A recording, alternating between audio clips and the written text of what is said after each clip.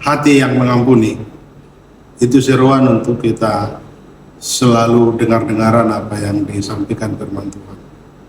Tidak mudah mengampuni, apalagi masalah atau perkara, mungkin kemarahan yang kita dapatkan.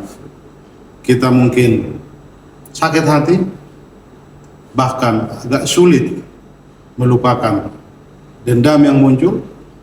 Tapi bagi orang-orang yang tahu bahwa tidak ada ruang atau kesempatan kita untuk dendam, membenci, karena itu lebih bagus kita mengampuni. Mengampuni itu berarti kita sadar bahwa hidup ini adalah anugerah. Benar, Tuhan serukan agar kita mengampuni, bukan karena kita mengampuni Tuhan ampuni kita, tetapi sebenar-benarnya karena tidak layak kita mendendam. Tidak seperti kuasa Tuhan yang mampu mengampuni, maka kita minta kuasa kasih-Nya untuk mengampuni kita. Karena pengampunan itu sesungguhnya adalah karya ilahi.